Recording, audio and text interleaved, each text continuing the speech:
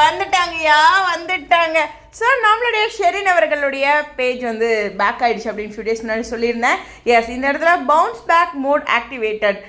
உண்மையுமே சொல்லணும்னா இவங்க இந்த பிக்சர் எடுக்கும்போது இந்த மாதிரி பேக்குக்காக எடுத்திருப்பாங்களா தெரில, பட் ஆனால் அது பர்ஃபெக்டாக அமைஞ்சிருக்கு. ஏன்னா துபாயில் முன்னாடியே ஷெரினும் நம்மளுடைய சுவாமியும் எடுத்திருப்பாங்க இல்லையா, அந்த பிக்சர் தான் போட்டு இப்போ பேஜில் வந்து ஸ்டோரி போட்டிருந்தாங்க. ஸோ அவங்க மீண்டும் வந்துட்டாங்க அப்படிங்கிற ஒரு விஷயம் ஆல்ரெடி நான் சொல்லியிருந்தேன். நிறைய பேர் இன்னும் பேஜ் தெரியல அப்படின்றீங்க. இதுதான் பேஜ், ஸோ பார்த்துக்குங்க. Show cause husband. ஸோ இதனுடைய ஐடியை நீங்கள் போட்டிங்கன்னா இந்த லெட்டர் அப்படியே டைப் பண்ணிங்கன்னா இன்ஸ்டாகிராமில் பேஜை ஃபாலோ பண்ணலாம். ஏன்னா லாஸ்ட்டு கமெண்டில் கூட நிறைய பேர் வந்து பேஜ் எங்கே இருக்குது, என்ன நேம் அப்படின்னு கேட்டிருந்தீங்க.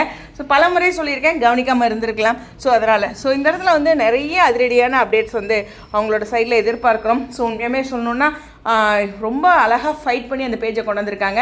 இன்னும் அதிரடியான நிறைய சுவாமியோட பிக்சர் இருக்கும் நான் நினைக்கிறேன். அது மட்டும் இல்லை, இன்னும் ஸ்பெஷலான நிறைய அவங்களுடைய ஃப்யூச்சர் ப்ராஜெக்ட்ஸ்லாம் இருக்கும். ஸோ அது மாதிரியான நிறைய அப்டேட்ஸும் ஃப்யூச்சர்லேயும் வரும். ஸோ அதையும் அந்த இடத்துல நம்ம எதிர்பார்க்கலாம். ஓகேவா? ஸோ கண்டிப்பாக நம்மளுடைய ஷெரின் அவர்களுடைய பேஜ் கம்பேக் ஆனது நம்ம தலைவரோட சூப்பரான ஸ்டைலிஷான அப்டேட்டு. தலைவர் அப்படிங்கிறது என்னென்னா, அவங்க பிடிச்சிருச்சுன்னா அது ஒரு வார்த்தைகளுக்காக அவங்களோட மேலே இருக்க உற்சாகத்தின் பேரில் வர்றது. சில இடங்களில் விமர்சனங்கள் பார்த்தேன், இந்த தலைவர் அப்படின்ட்டு.